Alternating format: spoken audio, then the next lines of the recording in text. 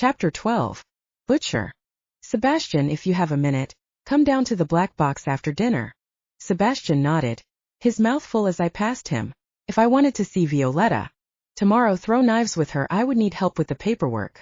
For a moment I considered asking Armand to help, but if I saw him again so recently, since he kidnapped her to make use of her fluffy sweater, I'd probably beat him up instead. I didn't have time to waste on that. Orion, could I have a word? I glansde over at Toby. I didn't sigh, only nodded and walked slower so he could keep up with me. He looked tired, with dark circles under his eyes. What can I do for you, Butcher? It's Mal. They're going to bring him back to Calder. Let him resume his classes like he didn't betray us. It's bad enough about Tansetta when we all know he's a renegade traitor, but Mal tried to kill you. It's wrong to let him go free. Mal seemed to be completely recovered from the vampire's effects, other than mental health. All the same, he would be escorted to classes. Who would perform that duty? I hadn't entirely decided yet. I turned to Toby and gave him a sympathetic smile while I put my hand on his shoulder. He straightened up a little bit and lifted his head. You raise an excellent point. The truth is that there are so few butchers who I can completely rely on. I'm so glad to know that you are loyal to the end. With Mal, it's essential that we treat him as kindly as possible, all while watching vigilantly for any traces of darkness. If he is used again by the enemy, we need to be ready to attack first this time. I'll need a team of my best to watch over him, guard him even from himself if it becomes necessary. Could you form an escort team to protect Mal? He nodded soberly. Of course, Orion. Mal won't like it. You'll have to be subtle. Mal doesn't have close friends, but over time you can win his trust. And hopefully Toby would be worthy of it. Where is Andy? He frowned like he had no idea who I was talking about. Oh, he's around here somewhere. I narrowed my eyes and studied Toby more closely. What I should do was track down the mischief Andrew and Toby were getting into before it caused some trouble down the line, but I had work to do. I would have Francis keep an eye on things, if only I could be sure that Francis wouldn't take whatever they were doing up a notch. I smiled and squeezed his shoulder before I turned and headed to the garage. Had no time to waste. I drove west to a little shop in a strip mall. Odin's Trousers, the sign read, with tailor extraordinary in small words beneath that. Put up the roof because it looked like rain, sleet, or something else miserable. I headed into the shop, the annoying buzz sounding at my arrival. What are you doing here? The man behind the counter glared at me, a deep gash long-heeled across his face and notching his nose and through what used to be an eye. What happened to your last two coats? I looked down at my current coat. Nothing. I'm not here for me. I walked to the counter, put Violetta's sweater down and looked at him expectantly. He picked it up, the frown on his discolored face truly horrific. Ah, you want to make your baker a nice gift. Come back. I went through the side door with warning, no customers allowed beyond this point sign.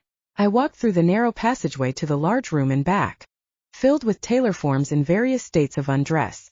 How's your coat holding up? Odin asked, circling me. Great as always. I think the interior pocket might be pulling a bit. Probably shouldn't put my cleaver in that one. He snorted and pushed me over to a woman's form. The waist and bust were clearly different from the other forms. The sweater doesn't help that much without a body to go with it. Do you have specs for the coat? She wants wool, soft and with lots of buttons. He stared at me for a second. Do you have a picture of this girl? I stared back at him. No, how was it possible that I didn't have a picture? Of Violetta? He rolled his eyes. Butchers. Not a romantic bone in your body. Show me where she comes up to on you. I put my hand on my chest, higher, lower, then settled somewhere close to my collarbone. Broad shoulders? Bust. She has a lovely bust. He actually laughed. I'd never seen him laugh before, so that was terrifying. All right. Let's say between your mother and Lottie Vespetti, which is she? More like. I shook my head. Neither. She's a gymnast. Lithe, slender, light, small-boned. And delicate in feature and figure. Ah. A little fairy maid? No wonder you're so smitten you can't take a photo of her. I should just put more reinforcing in your inside pocket so you can carry her around in there. He turned and picked up an enormous pair of shears. I swallowed. I'm not certain that she would approve of that. I personally Love the idea. He laughed again and turning snipped my hair. A good 2 inches. I stood still while he walked around me, snipping here and there until he was apparently finished. Such a strange and deadly tailor. No butcher I have. Just the thing in mind. Ruffles tailored but soft. What color are her eyes? Pale green. He stepped back and threw the shears onto the table. Landry's daughter? Joey. Was a lucky cuss getting her to marry him. He seemed to make her happy. Though, Landry couldn't make anyone happy. He seems to work for the CM all right. I couldn't listen to someone talk bad about Landry. He was the greatest baker we could ask for. He sniffed. Don't get touchy, butcher. Would you marry him? That's all I'm saying. Not that he asked her. Fool. You won't make the same mistake. I blinked at him. Getting a woman pregnant and then letting another man raise my children? No. I think I can safely say that isn't one of the mistakes I'll make. You say you have the coat for her. He laughed again. I shuddered and tried to smile pleasantly. He shouldn't laugh. I have it here, he said, tapping his head. It'll be ready in a few weeks. In time for Christmas, certainly. I'll call Landry for her exact measurements. I don't suppose you'll let me keep this, he said, lifting the sweater. He threw it at me before I could take out a knife. Such a touchy butcher. You should probably get some sleep one of these nights. Man cannot live on baker's bread alone. All right, get out. I turned to leave, but then something landed on my head. I knew the weight of a butcher coat. I picked it off me and stared at it, the warm brown color of it. The length, the shoulders width, all completely wrong. What's this? Your brother's. Take it to him. It's been cluttering up my shop long enough. Get out. I half turned but then only shook my head and left the tailor. I would be seeing my brother after all. Armand was face down on his bed, surrounded by an assortment of empty bottles. I threw the coat on him. He came up snarling but unbalanced by the weight of the coat. He stared at it, then squinted at me. What's this? Odin told me to take it to you. I would never refuse him, particularly when. He laughed 3 times. Odin laughed. He cursed and collapsed back down under the coat. I towed him with my boot. You took Violetta to the Greek. I'm feeling like you need to hurt. I hurt, he muttered. I sighed and squatted down, poking him with a knife through the coat. It's not as fun when it's self-inflicted. I almost bit her. She's been feeding off me. I didn't think she could, but the hunger and then the other hunger, and you should chop off my head. Probably. I stared at the lump under the coat, his stocking feet sticking out the bottom. You're really pathetic. So she's been feeding off you, does that mean she's been feeding you? The lump shrugged. Yeah, she gives me muffins. It's uncomfortable. I can't be a butcher. But the instincts come alive and then I'm feeling protective and what's with the Greek? He has a thing for her. I didn't think what he is could have a thing for anyone, but he sees her potential for destruction and just, I don't know. He loves the fact that sweet fluffy little bunny girl could level you without blinking, and you'd let her do it so happily. I shrugged and sat all the way down on the disgusting floor. It was littered with auburn fur and other things I didn't want to look at too closely. Shall I kill him? The lump shrugged again. I don't think she'd like that. He gives her bad pizza and listens to her talk about you. It's revolting. I don't know how he can do it without puking. I thumped him with the knife handle. It can't be that bad. Oh, it is. And he's so wonderful and amazing, and he feels like life flowing into me, making everything worthwhile. And that's the mild stuff. When the Greek starts talking about your swirling coat and hair, it's less nauseating. Mostly because I know that he just wants to eat you. He wouldn't eat me. He can't. I don't have fear. No. He sat up, the coat falling off his face, revealing his saggy eyes and messy hair. You're not afraid of losing your sweet little cream puff? Of her realizing that you're nothing but a cold-blooded killer, and she'd be better off with a Greek who can at least have some kind of emotional attachment to her. You didn't say you. He snorted. She's a baby. You posed as her boyfriend. He grinned and wiped his face. Yeah, she didn't like that. I didn't either. Too close to her and she smells like you. I smell better than you. He laughed. Not hard to do, little brother. You know, I stopped aging when I turned. In a few years you'll be older than me. I can't get used to it. Seeing you all big and gloomy all the time. You used to be little and gloomy all the time. I sighed and pushed him back down, throwing the coat back over his face. Get some rest. You're just afraid of what she'll do when she realizes that her friend Armand is actually a werewolf. She might stop giving you muffins. He growled but didn't disagree. But at least she'd stop leaning in front of you with her skin exposed or taking your energy. Why did you ask Odin to make you a butcher's coat? 7 years ago. I forgot all about that. I was going to look so cool in this thing. It's very pimping. He sat up suddenly, throwing off the coat and scowling at me. You're getting a coat from Odin for Vanilla. I nodded. Is that so strange? She's not a butcher, Orion. She's a baker. She's not even a baker.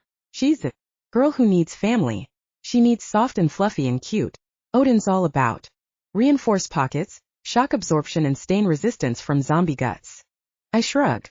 Odin said he'd put on some ruffles. Armand groaned. Be careful or Casper is going to steal your girl. I scowled at him. I would love to, but she's not my girl.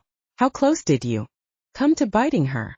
If I hadn't eaten something in the next 5 minutes, I would have eaten her. No, I would have run off and eaten something else. Making her a werewolf would be even crueler than I'm capable of being. I exhaled. He didn't really sound all that close. I come closer than that. Not that my bite would turn her into a werewolf, but still. I studied him. Why not? Do you like her that much? He looked at me like I was an idiot. You think I'm going to turn my brother's girl? No. She's not my girl. He rolled his eyes. Oh, she is. She's been pining for you for months. Phew. Were a different kind of person, you could very easily convince her to spend the night in your bed regularly. I smiled at him. She spends every night in my bed. It was not as easy as you might think. His eyes glimmered. She's thinking of getting a mattress pad. Complained that butcher's beds aren't soft enough. Noted. I won't ask Odin to supply one. No? He'll put ruffles on it. We both laughed and for a second I forgot that I'd come to kill him. I'm behind in my reports. Burn them, he answered with a grin. I rolled my eyes but smiled back at him. That won't tell me how many vampires I killed. Apparently I don't notice the little details like that. Just then the door opened and Landry stalked in with his white shirt sleeves rolled up, a spiked rolling pin in one hand, a butcher's knife in the other. Armand's house was an enormous Gothic atrocity, like a little ominous cousin to Candlestick Manor. Unlike the manor, it wasn't fenced and the large yard was filled with wolves, but that wouldn't stop an angry baker.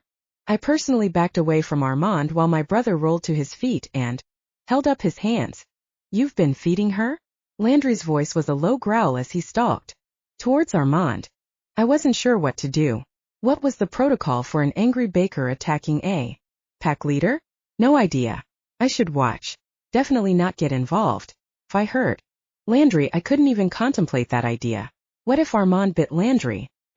Would watch closely, make sure Armand kept his teeth away. I could throw a knife before Armand's teeth closed. Probably.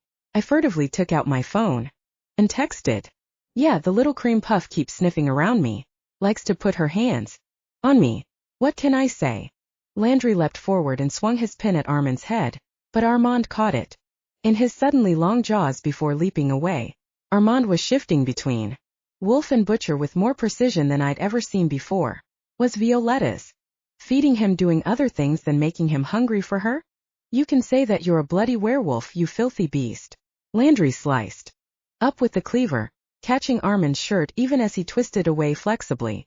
I hadn't really seen Landry fight before. He was good, fast, precise, and Armand got beaten fairly well, but I could see Armand start to lose control. To get angry. That wouldn't do. Armand had been trained from his first steps to respect the baker. Without that reserve, Armand might infect Landry or rip him apart. Armand had been a very good butcher, almost as good as me. Why didn't you tell her? Armand growled, eyes shifting golden. Because you're her friend and she doesn't have friends. Also, you haven't bitten her, but you will if you keep feeding her. She can drain you empty for her protection, but she absolutely can't sustain a relationship with you. Landry slashed Armand's face with the cleaver, and Armand didn't get out of the way in time. Armand's blood dripped down his chin, which shifted and grew furrier. Landry, you have to stop. My father's voice from the doorway made both Armand and myself freeze. But Landry only clubbed Armin's ribs with his spiked pin. Orion, would you take his right, please? I moved quickly, grabbing Armin's brown coat and throwing it over Landry. Before I grabbed him, we dragged him off Armand towards the door, leaving Armand bleeding on the floor. We kept hauling him out until we got to the CM's car. Merlot was driving, so we held Landry in the back seat. Daughtry, this isn't any of your concern, Landry snarled. You're attacking my son. Landry bucked and snapped his teeth an inch from the CM's nose. He's been feeding her his energy. The CM's eyes widened. How is that possible? You mean she's drained him for defense? No, she's been feeding off him and baking him muffins from that energy. She can feel his butcher energy beneath the wolf, and she has a connection with him. He's going to kill her if he doesn't turn her. My father frowned ahead, concerned. Shall I take you back and let you kill him? Surely there are other ways of dealing with this matter, as serious as it is. He looked over at me. You don't seem concerned. I frowned back at him.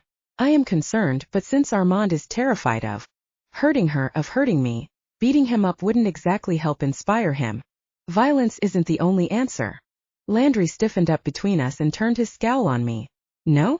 What do you think the best course of action is? We should tell her that Armand is a werewolf, I said calmly. My father and Landry both hesitated. Why not? She trusts him, my father said. She can barely connect with me, and I'm the him. She's skittish. Finding out the kind of danger she's been in that we've let her be in, it would be a blow. But the longer she goes without knowing, when the truth comes out, as it will, inevitably, her trust in us would be even less. And you'll tell her that her good friend is a bogeyman, and how many of his kind you've slaughtered. That was Landry. He shook his head, blue eyes concerned. There has to be a way to keep her away from that world without telling her why. I shook my head. I'm not lying to Violetta. And if she decides that she's finished with this world with butchers and she's alone without anyone to protect her, what then? Your brother might be a werewolf, but he's still willing to protect her, determined to keep what happened to her mother from happening to her. She's not ready to face the complexities of our world. Landry's voice shook. How would Violetta react to the idea that Landry was her father? I had no way of knowing. Drop me at Calder. I have reports to go through before hunting. The car turned left at the next corner, Merlot's hearing being remarkably good for someone his age. At the gates, I got out and dropped Landry's arm. I'd have to leave him to duke it out with the CM and without me. So Violetta taking energy from Armand wasn't supposed to happen, and it worried Landry. I frowned as I headed into Teach Sebastian the Art of Paperwork. Chapter 13. Baker.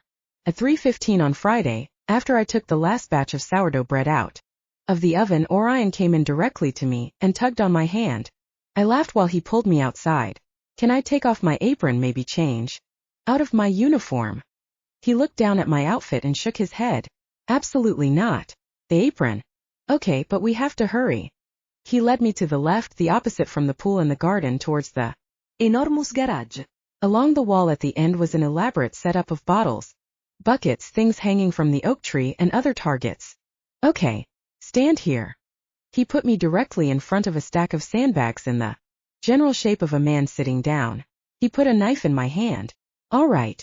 First you raise your hand like so, above your shoulder but not too high. You're going to hold the blade to make a half-spin throw. Front leg forward. Not too far, and relax.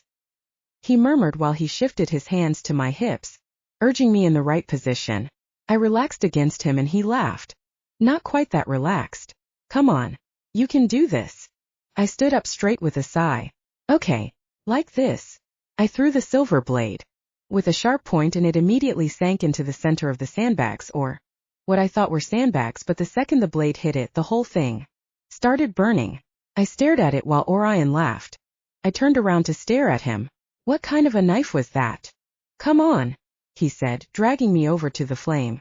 He sat me down on a stump and handed me a roasting stick before he pulled a cooler from beneath a bottle I thought was for Target. I laughed at him. This is a picnic? He pulled up his own stump and rifled around in the cooler and handed me a package of high-end hot dogs, the kind we couldn't afford to buy anymore. Really needed to talk to the CM. Orion smiled at me a little bit shyly as he watched me put my hot dog on my stick. Are you cold? I thought the fire would work, but if you still need to get warm, you can take my coat. Of course. I should have thought of that. He hurriedly took off his coat and draped it over my shoulders while I felt much warmer from him than I ever would from a fire or a coat. Thank you. I roasted my hot dog, glancing over at him now and then, our eyes meeting briefly before I hurriedly focused on the fire. Sebastian said that you like the kind with the seeds, Orion said, holding out a bun once my hot dog was perfect. He'd asked Sebastian what I liked. Of course, otherwise he wouldn't have gotten my favorites. I do, thanks. I took it and held it while Orion arranged all my favorite toppings and let his own hot dog burn. I giggled while I watched him pick off black bits with his fingers before shrugging and putting it into his own bun. He struggled to open it, and clearly hadn't ever roasted hot dogs before, not with how the fire was roaring, and not with the way he didn't seem to know how to eat the thing. I put mine aside and helped him, leaning close to split his bread and then looking up to find him staring at me. My heart raced as he leaned forward, so slow until our lips met. A rush of energy flowed through me in that one contact. When Orion pulled away, he swayed a little bit. I moved away from him and focused on the perfect hot dog instead of on my delicious chocolate man. So we're dating? He nodded, his mouth full, hands empty. He'd shoved the whole thing in his mouth. Typical. Does that mean we're going out, like steady? He smiled. I'd like that. You could be my girlfriend. I bit my bottom lip. Oh, I'm not sure I'm ready to give up on you being my perfect stranger. I could be a perfectly strange boyfriend. I laughed and glanced around at the one-of-a-kind picnic/knife throwing set. It's not strange, it's sweet. He studied me. Is it? He smiled suddenly, a beautiful beaming smile that made my heart pound. You're beautiful. I inhaled hot dog and choked for a minute before I got it under control. Thanks. Orion, doesn't this feel a little bit awkward? You mean because I'm feeding you instead of the other way around? I've given you chocolate before. I feel like you're trying too hard. You don't have to. I'm already completely, certifiably crazy about you. I wouldn't let you sleep with my sweater otherwise. That's good to know. Certifiable, HM? That's pretty good. Is it?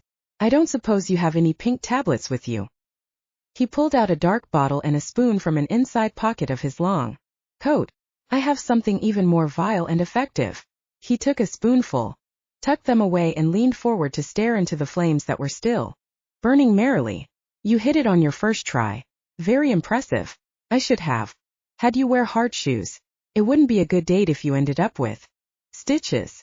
I nudged him and his arm came around behind me, pulling me close. It would be a good date even if we stood freezing cold, throwing knives at moving targets that I didn't hit once. Being with you is enough. He kissed the top of my head and held me close for a long time, until the flame flickered down and the light began fading from the sky. It was after that, when Orion went home with loaves of sourdough bread and a promise that he'd sleep longer than the 2 hours he'd gotten the night before. Anyway, I was heading through the kitchen towards my room when Landry told me that the CM wanted to see me in his office. I wasn't entirely sure where his office was, but Landry didn't volunteer anything else, just focused on his dough like he was beating it into submission. I wandered around until I came around a corner and stopped in front of an older man, multiple scars on his face. Miss Baker, he said with a serious nod. Hello. Do you know where the CM's office is? He nodded again and turned, leading the way. At least I hoped he was, because I followed him without asking any more questions. It was only a few turns later when he left me in front of an arched oak door. I knocked and immediately it opened. The CM gestured me inside, his glasses and pulled back hair giving him the look of a professor more than a professional killer. Violetta, thank you for coming. You don't mind if I call you by your first name, do you? I stared at him. What else would you call me? Miss Baker. No, Violetta is Fine. What's your first name? He smiled at me. I'm Jonathan Daughtry. I don't believe I've ever truly thanked you for your service here on All Hallows Eve. It was nothing, I mumbled. Orion's life isn't nothing. Following your instincts out of pure faith isn't nothing. You are so far from nothing, Violetta. I can't begin to tell you. You've been baking with Landry for some time now. What do you think? I blinked at him. Why couldn't I relax? It wasn't anything he said or did, but I felt like he was watching me, or aware of me, Or knew something I didn't? No, of course he did. He was head of all the butchers in the area. I think Landry is a very good baker. Not just a baker either. He's a fantastic cook, chef, whatever. He's really flexible and lets me do whatever I want, which is a little confusing because I'm not sure if I'm messing up and I know I have a lot to learn, but he's great. And the baking, being a baker, do you think it's for you? I stared at him. His eyes were more golden than Orion's. After only a few weeks I was supposed to know the answer to that, but I did know. Yes, I want to be Orion's baker, and I want to be Landry's in turn. He smiled and pulled out a manila file folder. He handed it to me and I opened it to see a sheet of paper, an account, and a very tidy sum that would set me up with good tuna for life. Probably the good hot dogs too. This will be the starting amount from the butcher/baker fund, so you have the freedom of your choice of school, college, whatever you like. This, he said, pointing to a separate line below, is your weekly allowance during your internship. Is it adequate? I swallowed and nodded. It was much better than any full-time job I could get. Without a college degree, how long will my internship be? He shrugged and tapped his fingers on the desk. Baker's school is usually 4 or 8 years depending on the country. Your position is unique. You started late with official internship, but your mother trained you growing up. I don't think your internship will last longer than a year or two. What we can't teach is the depth of connection that you have with the butcher. Landry and I spent years together, but our connection isn't nearly that remarkable. It's interesting because you connect with so few people. Armand, the former butcher, you connect with him, isn't that right? I shrugged. Armand? Sort of. His energy is all over the place. Yes. His lack of stability is why he can't be a butcher. It's unfortunate. He was very good. I nodded. Right. He spends a lot of time here for someone who isn't a butcher. Yes, since the days of darkness we've needed his particular abilities to be our ambassador to the werewolves. They are flocking to our city daily, some for revenge, but most for safety. The monster who is slaughtering werewolves. He nodded, so terribly serious. Some blame butchers. Why would they do that? They were killed the way that butchers kill things, only more viciously and violently than most of us could stomach. Oh, I nodded and felt sick. Do you think it is a butcher? He smiled mildly. No, it could be a former butcher, a renegade butcher, or a pretender, but no true butcher would put us all at risk in this way. Do you have any questions for me? I stared at him, fidgeting. Maybe why I can't connect very well. Do you? No. He cleared his throat. Landry and I have talked about that. I'm not certain. But I think it has to do with your skepticism. You weren't brought up to believe in energy exchange. You do believe in Orion, not as the butcher, but as himself. I can only imagine that you also trust Armand. I shrug. It isn't that I don't trust you, it's just that you seem so. He smiled slightly and closed the manila folder beneath his hands. His hands were Orion's hands. Busy and accessible, and you probably feel that I could be a better father for Orion if I weren't the candlestick maker. I shook my head in denial before I shrugged hesitantly. It was true, that's the impression that I got from all of our conversations, that Orion needed a father figure but didn't have one because the CM had to be his boss instead of his dad. It can't be easy for you, but he doesn't have anyone he can give his burden to. My dad was always there to give me a hug or tell me good job going to all my stuff. I don't know. I guess you guys go to butcher stuff together. He shook his head. Butcher stuff, yes. Maybe we could do other things. Baseball games or, he smiled slightly. I have no idea what Orion would like. He's always been so focused and driven to be the perfect butcher. You should take him camping. Not in the dark nights, but during the summer. Maybe. Hiking and climbing, canoeing, that kind of thing. He studied me thoughtfully before he slowly nodded. Yes. I'll propose the idea to him. Perhaps you, your brother and Armand could come along. Armand. I stared at him. Oh, that sounds fun. Sure. He laughed, a wonderful warm sound that made me smile. Armand and Sebastian could watch each other suspiciously. Yes, I've never gone fishing before, but I've always wanted to. Landry is a good fisherman. He could come along with my wife. She's a remarkable woman. Landry's sister is her baker. They could both come. I stared at him while I tried to smile cheerfully. And my aunt and uncle. Vanetti. He nodded and started taking notes like this was seriously going to happen. Opened my mouth to suggest that he go camping with only Orion and not with dozens of other people, but he seemed so excited about it. Clearly the CM needed to go on vacation. Also, the CM had issues about being alone with his son. They needed to spend time alone together.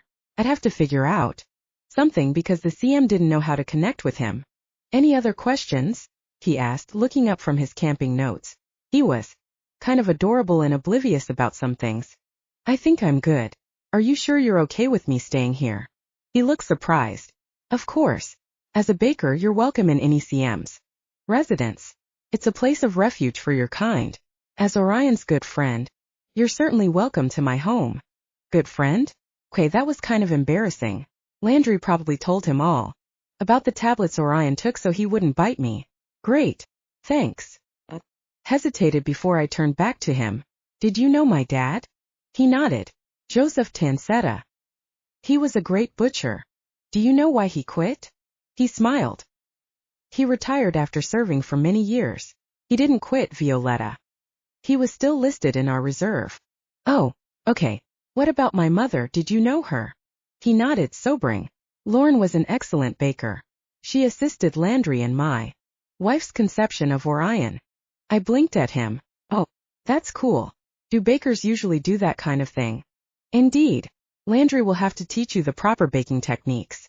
The stronger the butcher, the more difficult it is to conceive. That's why children are so precious. Why you're saving those boys is so significant. I wanted to edge towards the door, but this was stuff I should know.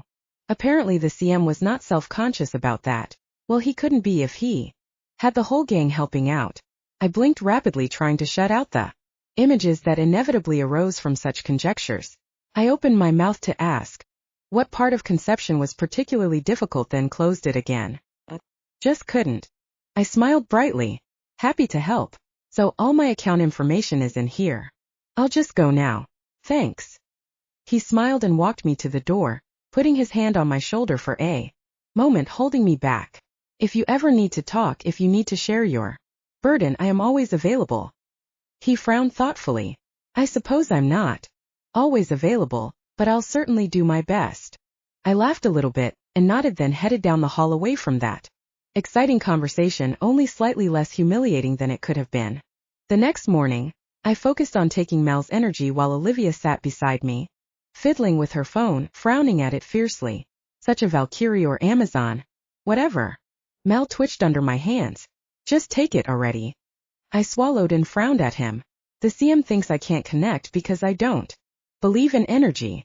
It's real, Olivia said, looking up from her phone, then threw it down on the table where it slid across the wood to stop beside a pan. I don't disagree, I said slowly. I just don't accept it and really believe. You know, I think that might be an explanation for what's going on here. But it really doesn't make any sense. But you can connect with Orion. She gave me a pointed look that made me wonder what she'd heard about us. I trust him, not his energy. She took my hands and put them on her cheeks, gazing at me while she leaned close, her voice breathy and her cleavage extremely voluble. Orion agreed to do a double date with your brother. Don't you think that's funny? I nodded and closed my eyes, focusing on the thread between us, the warmth of her hands, the softness of her cheeks, the pulse pounding beneath her skin. Faster and faster until a thread of energy spooled out of her and into me. She gasped and jerked back like she always did once I got started. It was almost as if she were afraid I wouldn't stop. Mel's turn, she said, retrieving her phone. She got up and walked to the pantry, speaking into her phone low. I rolled my eyes and put my hands on Mel's thin cheeks. His skin was smooth, his eyes steady and his energy solid, the little I could draw out of him. Does it hurt? I asked for something to say. If I were supposed to like or trust Mel, I'd have to do more talking with him. Of course not. It's pleasant, like warming my hands in front of a fire. I smiled. That sounded not bad. More energy flowed into me bit by bit while he relaxed on the bench. Where did you grow up, Mal? He nodded towards Olivia, and the way his eyes lingered on her before he quickly glanced down made me kind of ache for him. I grew up in Olivia's house. After my dad died, my mom remarried, not a butcher, so I was lucky they took me in. Where does she live? Florida. Maybe they moved again. I don't know. She had a few more kids that keep her busy, and she works a lot, so she can't really worry about me. I nodded. Harsh. At least when my parents were alive they'd wanted to see me. He sniffed and lifted his nose, looking at me like I was something disgusting. He'd scraped off his shoe. It's very ordinary in butcher circles for children to grow up in different houses. That's cool. Francis, for instance, his dad is a butcher without a house, so he's always staying with someone or other. He has no real home. I nodded. That makes sense. He pulled away from me and stood. I'm staying at Calder from now on. You'll have to practice taking energy from other butchers. That's great news. So you're doing better. Orion will be glad to have you. I sort of wished I could go back to Calder. I nudged him with my elbow, which made him look shocked and offended. I can't believe you're leaving me at Olivia's mercy, not that she has any. You're too cruel, Mal. He looked at me disdainfully. If you can't appreciate Olivia, then it's you who lack, not her. If you like her so much, you should date her. He stiffened like I'd poked him with a pin. Nonsense. She's seeing your brother, and if she weren't, she certainly isn't interested in me. All the same, he cast a furtive glance in her direction. You should write her letters to tell her how you feel. She can't be interested if she doesn't know how you feel. He made a face like he'd bit into a sour lemon and took 2 steps away from me. Your opinion is of little use to me. I cocked my head while I stared at him. I don't know, she fell in love with me after all. He looked scandalized, which I enjoyed while I turned and rifled through the cabinet for some inspiration. Landry came in. We're going to the market today. That way you can get your own peaches instead of stealing mine. Oh, were you going to use them for something? He smiled at me beatifically. Of course I was. I wouldn't have them otherwise. Neither the CM nor Orion complained, however. Come on. Chapter 14. Butcher. I was almost caught up on my reports when an older butcher dropped a stack of folders on the table in front of the couch. I exhaled slowly so I didn't stab him. What is this? CM sent it over. Stuff about the seals, he said. Thanks, Alfie. So helpful. I stood up and stretched before opening the first folder. Some of them were heavy, the kind of thing they kept old and delicate documents inside. I spent the night poring over those folders, only shutting my eyes for 2 hours and 15 minutes as Violetta had demanded so ruthlessly. Violetta shoved the folders aside and rushed out of the black box, upstairs and almost into Mal-morning. Everything going well? Good. We'll talk later. I broke into a run, throwing on my coat as I went. I desperately needed to see Violetta and taste her lips. She'd liked the cooking meat on sticks thing. So medieval. We were now officially together dating, and it felt like an enormous step in an impossible direction. I pulled up at Candlestick, but before I could go in the door, my father stepped out and put a hand on my chest, blocking my entrance. CM, what can I do for you? I asked, glancing around him like she might be somewhere hovering in the halls waiting for me to come to my office. I almost sighed and shuffled my feet, but I wasn't a child. When I was a child, I hadn't wanted to do that. Apparently it was catching up to me. Once we'd arrived in his office, I tried to beat him to the point. The seal can't be fixed. It has to be entirely resealed after the other 2 seals are removed. He raised an eyebrow and poured himself a glass of water, then mixed a powder into it. Landry's orders, of course. What did he need special powders for? Perhaps his health wasn't perfect. What is the powder for? He glanced at me, surprised. Had I ever asked him a question about himself that didn't involve butcher's business? Probably not. I have no idea. I think that Landry likes to try things out on me randomly. This one is vile. Would you like some? I held up my hand and shook my head. Thanks, no. Ah, he already has you taking nasty substances to keep you healthy for your Violetta. I cleared my throat. He does. So the seals must be recast. They lost many butchers getting those seals on in the first place. He nodded soberly. We can do better than that. We can. He studied me. Of course. We have more advantages than ever before. Technology. He smiled slowly. Perhaps that, but mostly I was referring to your brother. Your butcher's boy and your baker. It's a remarkable little group, don't you agree? I frowned sternly. Violetta is not part of my fighting team. Of course she is, Orion. She's the key to the entire thing. You must have noticed by now that she's attuned to you, Armand and Sebastian, and none else. That allows strength of connection that cannot be achieved with further dilution. Perhaps she should stop trying to connect with others. I cleared my throat. What about her defense? He shrugged. I don't believe you'd allow her to practice on our guest. No, I wouldn't. He smiled. Not that it's your place to allow or not allow your baker. Yet, you are her protector as you are the city's. What do you think about camping? I stared at him. In North City? I doubt I'd get much sleep. He laughed. But there was something tight, nervous maybe. Violetta suggested that we all go camping this summer, fishing, hiking, that sort of thing. I've always wanted to visit the Yukons. Violetta wants us to all go camping? I smiled at the thought of her sitting beside me in front of a fire, leaning against me for warmth. Yes, your mother, Landry, Sebastian, Armand, and her aunt and uncle. I took a step back. Mother? Absolutely not. He sighed. You intend to bring her into this family, isn't that correct? Of course, but Mother will not be pleased. That was an understatement. But she has to come to accept Violetta, otherwise Violetta will feel like an outsider like her mother did. We cannot make the same mistakes. It's fine to insist that Mother accept Violetta, a completely different thing. To make Violetta the target of her wrath when she fails to. He frowned at me and I frowned back until I forced myself to look apologetic. Instead, it's bad enough when Landry and Mother rub elbows. Let's see how this Christmas goes and then plan camping. He didn't agree with me, but he did go back to talking about the seals. Instead, also he had a new assignment. I need you to travel with that gray wolf, what's his name, east and west to talk with werewolves about the threat and make certain they know it wasn't under Butcher orders. Leave the city? I can't leave. I have school. And Violetta. I need to get ready for Midwinter's Eve when the next seal is and find a forger for the seals. Mostly stay with Violetta. He raised an eyebrow. You're the butcher. Who else shall I send? I glared at him, forgetting that I was trying to be appropriately respectful. I don't care. Send Merlot or Casper. Send nobody. The threat is here in this city. Leaving now would be worse than careless. It would be completely idiotic. Werewolves aren't going to listen to me, not when they think that I'm what slaughtered entire villages. He raised an eyebrow. Your job is to make them listen. It isn't only werewolves I'd like you to see, but vampires as well. I would like you to take Voltaire with you. I ground my teeth. You want to send me into the sticks with a werewolf and a vampire to make them all listen to how innocent the first am? I would happily slaughter them all.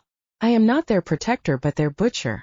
If you can't see that, then you're completely delusional, old man. I'm not an ambassador, but a dagger.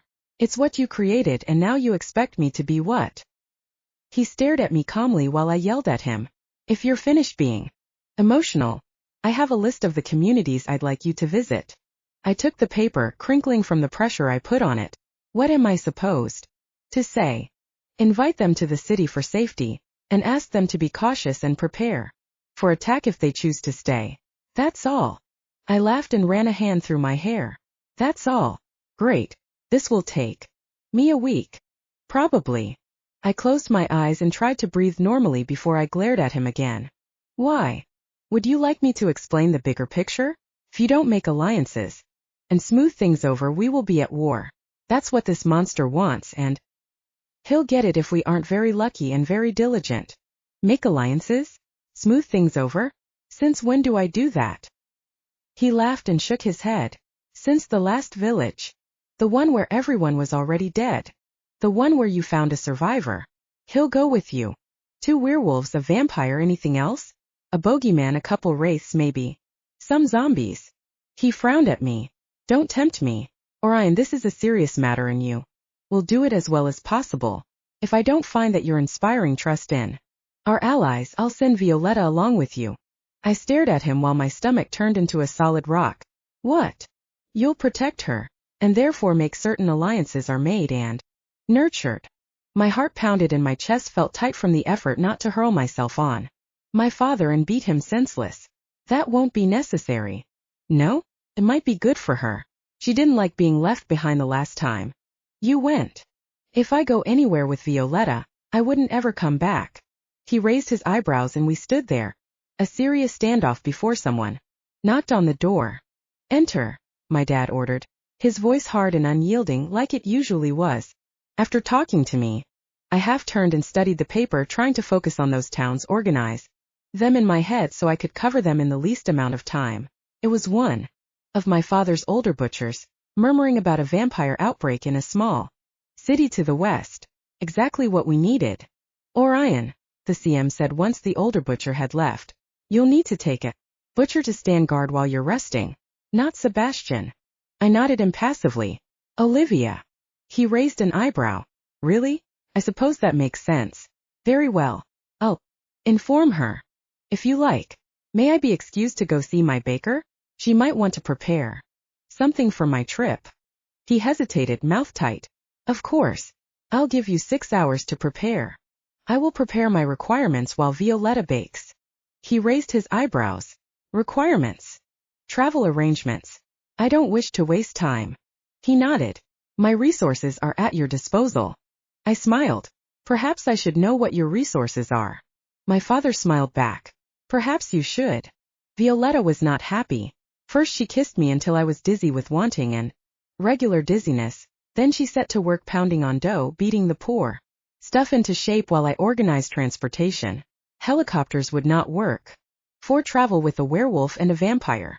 That was a pity. We could take a limo between small towns, and a train from the east sector through the city to the west. The butchers had a private car decades old with a nice secure dark compartment for that kind of guest. How long will you be gone, butcher?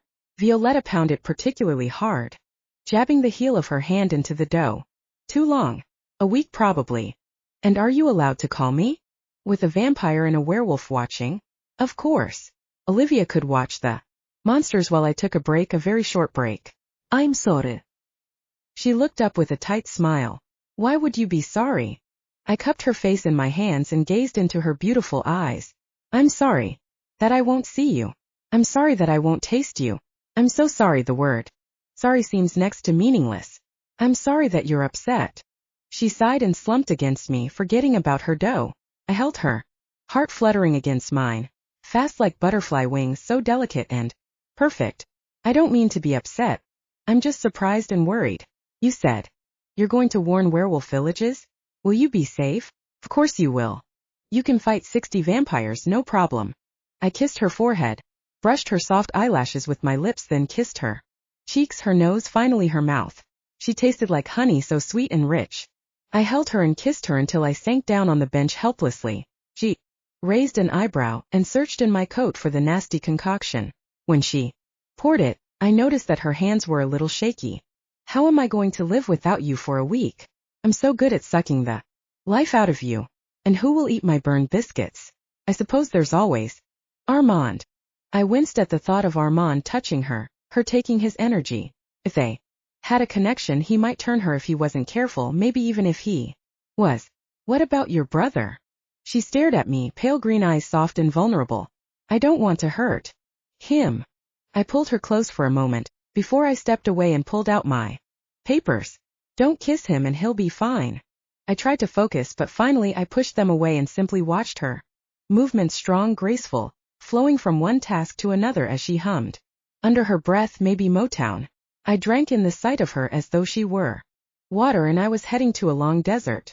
Landry had disappeared once I came in with the news, either to get away from her or from me, maybe to talk to the CM about it. What could I say to convince werewolves that butchers were above slaughtering them? The only reason we didn't was that we had allied with them against darkness as long as they followed the mandate against harming innocents. I growled and Violetta looked up at me from the rolls she was forming. You growled. Are you a werewolf? I walked over and put my hand on her waist, bending to gently nip the side of her neck. That must be it.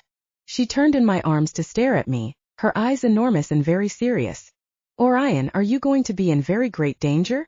If I couldn't handle it, the CM wouldn't send me. She frowned. He never makes mistakes? That was an excellent question. Was the CM making a mistake allowing me to be with her? Don't tell him that I said this, but the CM is trustworthy. He won't send me out if it's unlikely that I'll come back. Unlikely, but that's not good enough. You have to be perfectly safe. I laughed. Oh, Violetta, I would be in dire danger of death by boredom if I were perfectly safe. Don't worry about me. It's going to be a dull errand. Have to talk to people, warn them of the danger, and offer the city as refuge. Armand's going to love that. She stared at me, eyes bright, lips trembling. So you won't be fighting? I sighed. Probably not at all. I don't know how I'll survive. She buried her face in my chest. Thank you. I felt warm from the inside as I put my arms around her, holding her carefully, so I didn't squeeze her against me too tight. I almost said, I love you, but bit it back before the words were out. Felt it though. Love roared inside of me for this sweet creature who was getting flour and bits of dough all over my coat. I would happily die for her, kill for her, but this was something else. I had to be trustworthy, relatable, charismatic. I had to connect with monsters. For her I would not only deal with the devil but do it. Chapter 15. Baker. Orion was gone for 3 days before I called Armand. Let me guess, you need a haircut. I'll meet you by the Greek's car in 1 hour. He hung up before I could tell him that he was completely wrong. It was 4 in the afternoon and Landry was grinding some zebra hooves in the pantry. He'd offered me the opportunity, but after a few minutes of doing it wrong, he took over and ordered me to go and do something fun. I needed to look into classes to start in January. Baking wasn't enough to keep my mind busy, well, not without Orion. I hurried along the path towards the pond of purity and jumped when Armand melted out of the shadows. How are you, Vanilla? He asked, lips curling in what might have been a smile. I tossed him a bag of muffins that he took but didn't immediately consume. That was strange. I'm suffering withdrawals. I need my butcher. He exhaled, eyed the contents of the bag before he threw 2 back and chomped on them. Do you want me to tell you about it?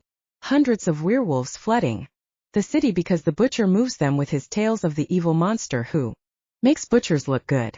Housing is a nightmare. Most of them don't even know that humans are off limits. I'm having to arrange classes, teachers to werewolves. He shook his head and bit savagely into a muffin. It wouldn't be so bad if their expectations weren't so high, but Orion's got them convinced that the city is some kind of utopia. It isn't. Bordertown is a complete mess. We don't have enough cages to keep the crazy werewolves, and the vampires are increasing their numbers almost as fast. Maybe we shouldn't go there if it's so crazy. He stared at me while he chewed and swallowed a dozen muffins.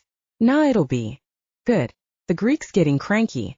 He's mostly in charge of housing. He needs a night off to eat pizza. Cut your hair and remember that he's one of the good guys. I laughed and grabbed his hand. He yanked away violently, making me stumble. Pulled my hand to my chest and stared at him while he ate another dozen muffins. He was going through them like a starving person. I don't have a lot of energy right now for the taking. Sorry. Okay. I should have asked before I touched you. He nodded seriously. You should have. You're a baker.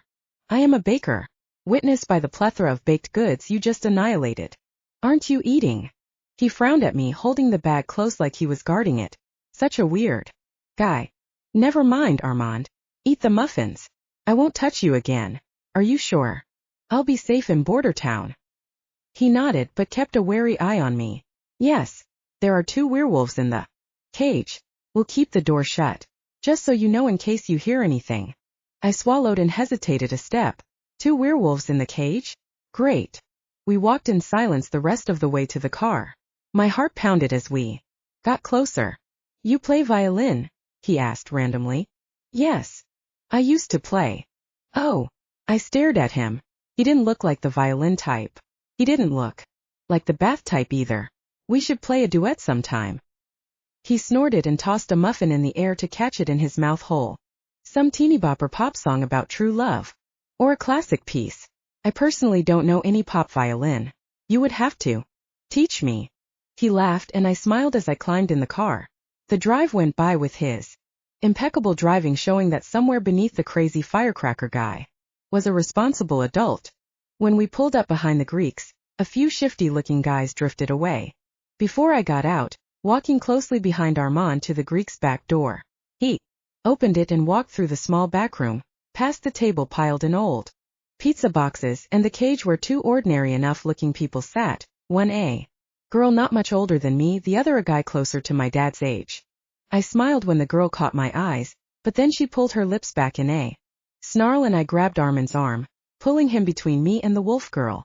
Before we were finally in the shop, which was empty, I stared at the empty barber's chairs, the long mirror along the back, and outside where it was starting to get dark and nothing between me and that darkness besides a sheet of glass. Armand flopped into a chair and opened a newspaper. It was 2 weeks old. I perched on the counter, but I didn't like my back to the window, and when I turned around I couldn't see the door that led into the back room. Armand, I don't think that this is a good idea. He flipped the paper. Get comfortable, Vanilla. You're going to be interested in this. I sat down in a chair next to him so that he was between me and both doors. Were you a very good butcher? I was a terrible butcher. Right, I know, but if suddenly 60 vampires came in through the windows, would you be able to fight them off? He folded the newspaper and turned to me, his eyes golden and amused. Of course not. I would, however, be able to butcher them. Fighting them off means leaving survivors. There's not much point in leaving an enemy to attack you. Another day, now, is there? I swallowed. I never thought about that. It seems a little bit brutal. He nodded and ate another muffin. I thought he'd finished them off, but it was a very large bag. Butchers are brutal. So are werewolves. And vampires? He nodded. It's a rather vicious world. On the other hand, there are muffins. He tossed another one back and settled into the newspaper. The front door banged open and the Greek came in, carrying a laptop tucked under his arm. I'd expected pizza. Violetta, I've got it. You have? Great. What have you got? It wasn't pizza.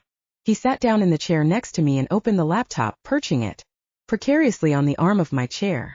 See? These numbers, are they familiar? I blinked at them. I think I've seen all numerals 0 to 9 several times. He nudged me with his enormous elbow. These are the same amounts shifted from you and your brother's accounts. I couldn't follow them, but I could search for them. See? Isn't that brilliant? He nudged me again. If I do say so myself. It's been a long time since I've done this kind of thing. Sort of pleasant to see everything fall into place so nicely. Oh. I gripped his enormous arm. Are you saying that you know what happened to the money? You know who took it? He grinned at me, his face seeming to expand in that enormous bow. That's right. Well, not exactly, but I know what else they bought, and it's right here in the city. I stared at him. My money was used to buy something? What? A building down by the river, north, a warehouse by the looks of the address. Shall we go check it out? I hesitated. Is it safe? Armand and the Greek exchanged glances before the Greek gave me a sheepish smile. Sorry, I guess I didn't think about that. You probably shouldn't go. You wouldn't be safe here while we went, but you desperately need a haircut.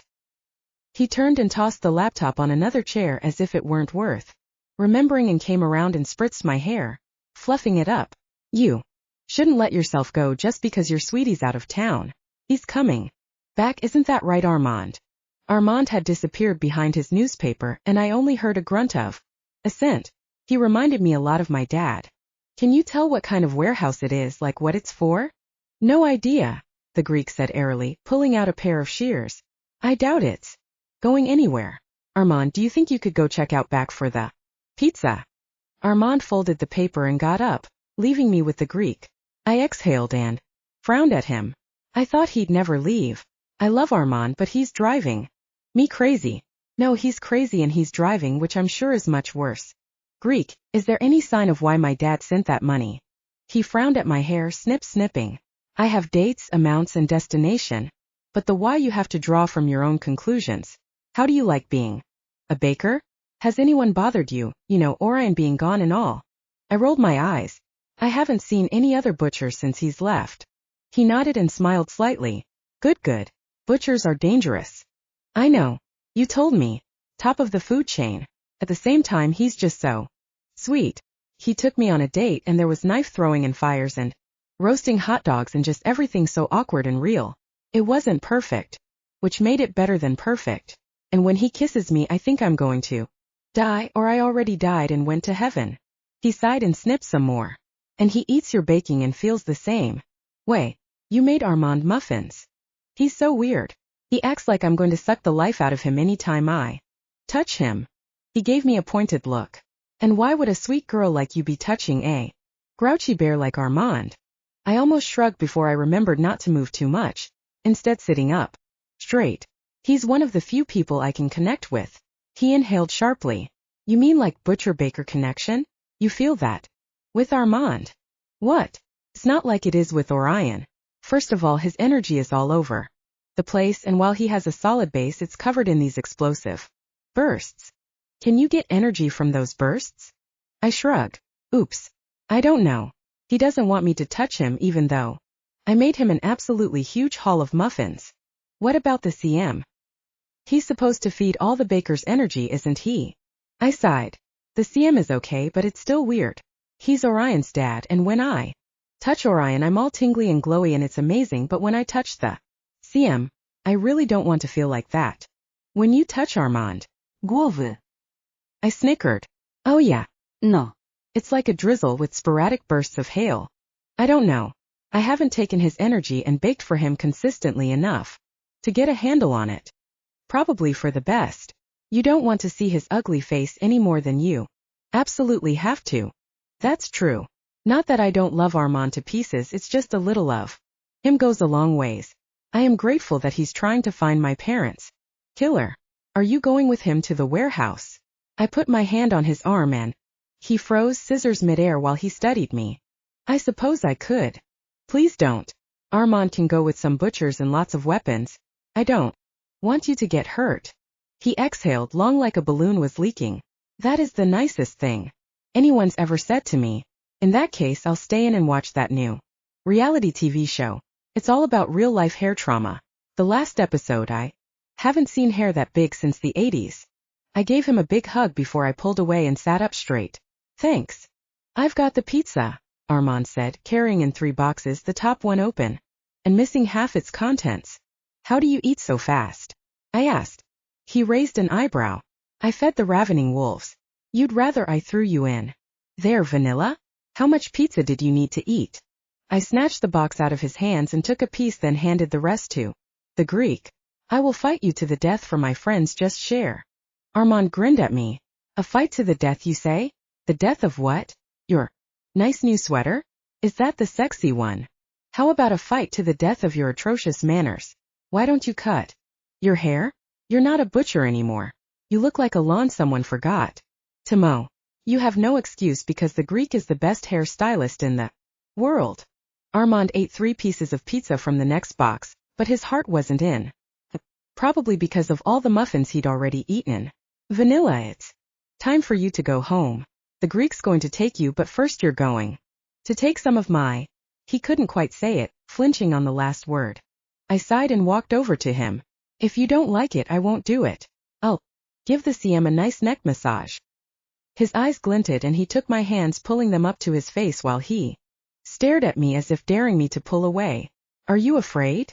You do look a little bit like you might be infested, but no, there's nothing about you that a haircut and a container of bleach couldn't fix. And something about my manners, he muttered while I closed my eyes. I focused on his energy, trying to ignore the buzzing layers on top and dig deep beneath into the butcher's energy. At first it came slowly as usual, but after a few minutes it flowed into me rich and heavy like a wave that physically knocked me backwards, buzzing. The Greek caught me, his hands on my shoulders while he looked at me. Concerned. Violetta, are you all right? I smiled at him brightly, a little too brightly, but that energy was coursing through my veins and I needed to bake something. I ducked around the Greek to go into the back room. There was a little stove back there and something Fidesque I could prepare for Armand. There was ramen, a bag of mostly rotten onions, and some ancient dried mushrooms and bottles of spices. I pulled a small packet out of my pocket and put a pot of water to boil. Meanwhile, I chopped onions and sautéed them, flipping them golden and perfect before I added the packet and spices, boiling the mushrooms and packet of nori. This was going to be weird. Like Armand. Smiled as I arranged the noodles and sauce in a bowl and carried it to the table, which had miraculously emptied itself of pizza boxes. Armand stood staring at me while he tapped his fingers against the wood, everything besides those fingers ominously still. I thumped down the bowl. Eat. It's probably the worst thing I will ever make. Hopefully it doesn't kill you. Greek, can you drive me back? I'm safe with Him, right? You'd be safer in a nice cozy grave, the girl werewolf chimed in.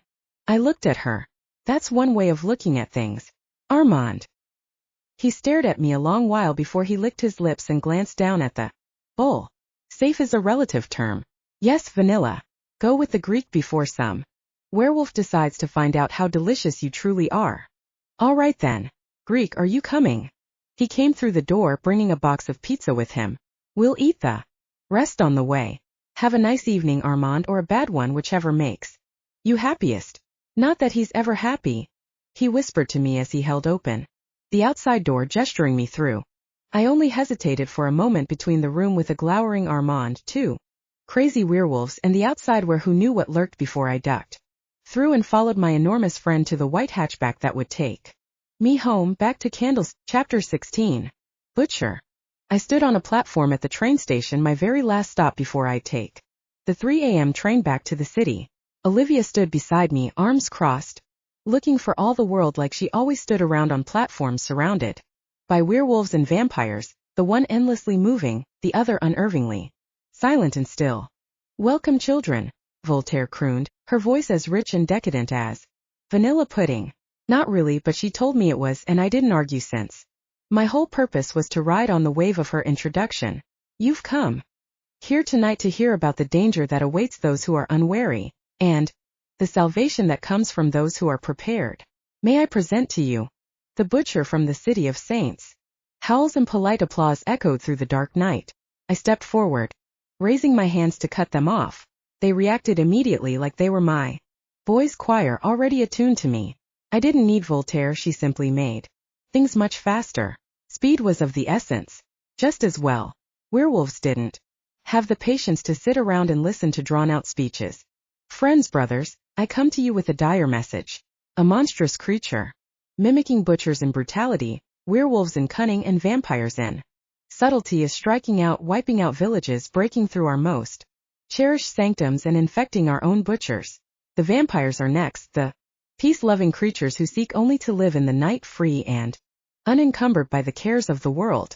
For safety I offer my city and ask only that you join our fight against the darkness and the monsters that gnaw on the very root of our existence. If you choose to stay and defend yourselves, know that if you call, butchers will come in defense of your lives, your freedom. I turned to gesture to Tom, the werewolf survivor from the village. Come forward. Tell them what happened. He came, hunched over, face long, ears twitching. It killed everyone. My family, friends. It left nothing but blood, rivers of blood. It ate the bodies. Werewolf bodies. What kind of monster eats werewolves? A shudder went through the crowd. That was a question I'd had a lot of time to ponder. The boy turned to me and pointed. He found me with his brother, pack leader, in his city. I trust him. I smiled at him benevolently before I turned to the grizzled old wolf. Any words? He stepped forward, growling a bit until he had everyone's attention. He didn't like attention. He wanted to lurk in the shadows and rip out someone's throat. Didn't we all? This is a threat we all face. We're none of us friends, but if we don't work together, there won't be anyone to bury the corpses. Well said. I patted his back, something he'd almost gotten used to me touching him without a knife sliding into his skin. I was less accustomed to. The laws must be maintained in the city. If you choose to join us there, you'll have to sign a contract swearing to protect the innocent and cause no harm to humans, as well as keep the peace between all who live there, whether vampire, zombie, or other. These are the same laws you follow wherever you live. You who wish to live your life without any meddling are welcome to do so. I've taken enough of your time. My thanks. I bowed long low and, leaving the back of my neck unprotected, except for Olivia's protection of course. I straightened at the moment the train's light beamed brightly down the corner of the track, right on schedule. I stood there, looking reliable and relatable, until the train hissed to a stop, and I stepped into the butcher's car along with Voltaire, Greybeard, Tom, and Olivia. Voltaire at once glided to the box, built into the room with a few reinforced layers to it, where she would sleep in perfect darkness, while I was left in the main car with the werewolves and Olivia. I sat down on the couch and leafed through papers, eating a roll. The CM figured that I'd be bored without paperwork. How utterly thoughtful of him. Olivia sat next to me, frowning at her phone. Sebastian didn't text her often. Enough. She'd muttered complaints every hour for the entire 6.5 days I'd spent with her. He doesn't ever think about me, and when he does, it's not the same. He just doesn't feel like he used to. He's working with the CM in the city during the days of darkness. I'm sure he adores you. She pouted at me. I could tell she pouted even though I didn't look up from my papers. Violetta texts you a few times a day when she isn't busy, mostly to tell me to drink liquids and get enough sleep. Sebastian never worries if I'm taking care of myself. Sebastian is a butcher. A butcher's boy. I sighed and sat up to stare at her. Olivia, if you want a romantic, you should date a civilian. She pouted her poofy lips at me. You don't understand. Explain or stop talking. She lifted a hand to gesture at me. I expect that from you, but Sebastian is so sweet and sensitive sometimes, almost like before when I talked to him and he'd say things that made me feel like a woman instead of a bloodthirsty machine. Now he's so focused on becoming the perfect little butcher, I don't remember the last time he asked me something that wasn't about knives or fighting or how to clean off zombie guts. It's infuriating. The last few days, he hasn't said hardly anything at all. I sighed. All right. So sometimes he's unlike me and that throws you off. When he is like me, Olivia, he doesn't know who he is any more than we do. He's growing into someone. You can hope that he's the same butcher you liked in the beginning, but if he's not, you have to accept who he becomes or accept that he's not going to meet your expectations. She frowned at me thoughtfully. He's growing? That makes sense. I mean, we all change, and the first years as a butcher are very intense. The highs of your first good kill, the lows afterwards, trying not to eat your own arm off from the hunger. You're right. I need to be patient with him and see what happens. I can't get clingy and desperate. I should give him space and let him be himself without so much pressure. I scratched my chin and let my gaze drift back towards the papers. If that's what you've decided, I'm going to sleep for a few. Watch the wolves for me. She flopped over sideways and closed her eyes, fist curled around a knife handle. After a few minutes, I pulled a blanket over her and moved to a different couch across from her. Graybeard sat in a chair staring into space, an empty glass in his hand while Tom paced the length of the car, wearing a path in the emerald green rug. Thoughts? I asked Graybeard. He looked up with a start and shook his head and rubbed his hand on the back of his neck. Heard some rumors before the big rah-rah rally. Your brother found a new stash full of rebels and renegades by the river and ripped them apart with her lover, he said, nodding at Olivia, who snored gently. I don't have reports on that. No. He shrugged. Maybe no one wants you to run back to your city and make sure your little cupcake's all safe and sound, not until you've finished with this little tour of torture. Why is my glass empty? He didn't get up. He only drank one glass after every rally. He was remarkably methodical for a werewolf. Maybe so. I pulled out my phone and called Sebastian. He answered it on the second ring. Orion, what's up?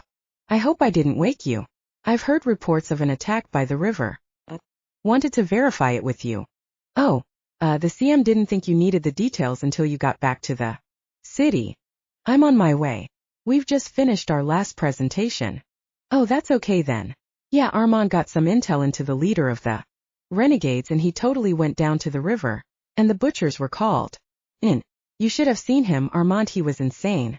He was like you, only furry, and everyone followed him like he was their butcher. I mean, he's their pack leader, but I've never seen wolves so disciplined and cohesive. It was scary stuff. Disciplined werewolves? Sounds terrifying. How is your sister? Does she know about that? She's good. I had to give her energy last night. She sucked the life out of me until Landry gave me some stuff. Can't wait until you get back. She's worried about you. You're keeping in contact with her, right? She worries. Yes. Maybe I should do something else. Do you know what she'd like? Honestly, she just wants to see you. What time will you get in? 5 a.m. I have to check in with the CM first. Right. Maybe afterwards you can take a little nap in her bed. I smiled while he chuckled like he was an evil genius or something. About Olivia, how are things? He hesitated. Good. He had no idea. Good. We're going to have that group date this weekend. Yeah, that's good. I laughed. It'll be over and that's the main thing. Get some rest, Tansetta. I hung up and went back to my papers. My mind kept wandering to the attack, to my brother, to Violetta and the fact that she must be feeding him. Could Landry give him something to keep the edge off his hunger? As a werewolf he wasn't equipped to deal with that kind of thing.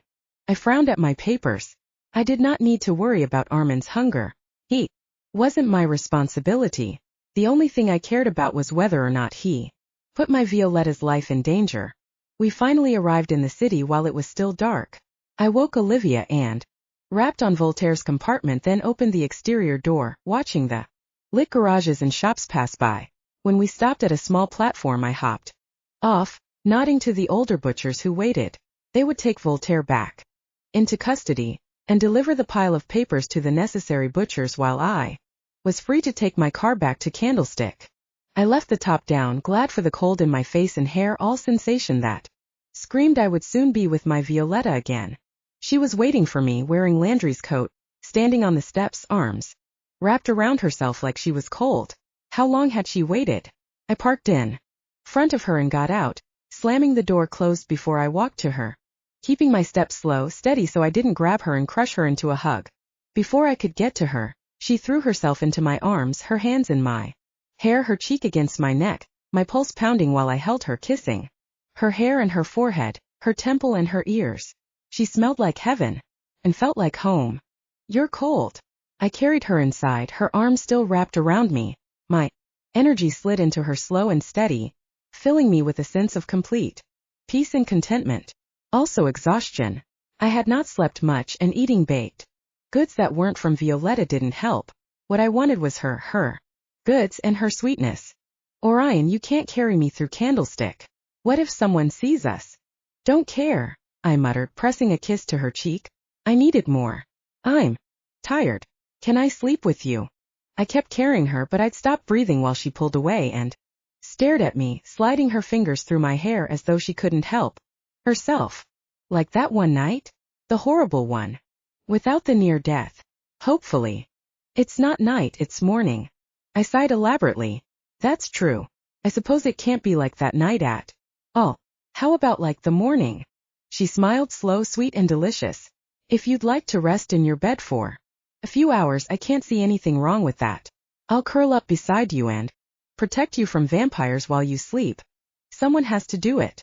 I sighed and put her down, resting my hands on her shoulders. It's a heavy weight, but I think you can manage it. I picked her back up this time, carrying her properly in my arms instead of just hugging her. I went at a near run, half afraid the CM would stop me. He should. I had reports to give. But I just didn't care. I needed Violetta, and I'd needed her from the moment I'd stepped on the train headed east. In my room, I went straight for my bed, put her down gently because she'd said it wasn't soft, and went back to the door, closing it but not locking it. I wanted to lock it, but I needed some supervision in case of nibbling on my love. She was so beautiful, curled up in Landry's coat, cheeks pink from the cold, eyes bright and gleaming. As I walked towards her, I took off my coat, folded it over the back of a chair, then sat on the bed and untied my boots.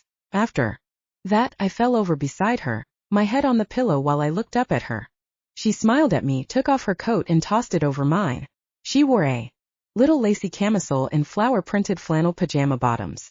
She was far too sweet and lovely to be real. How sweet and lovely. How was your trip? She asked. Tedious, inane, but terribly important.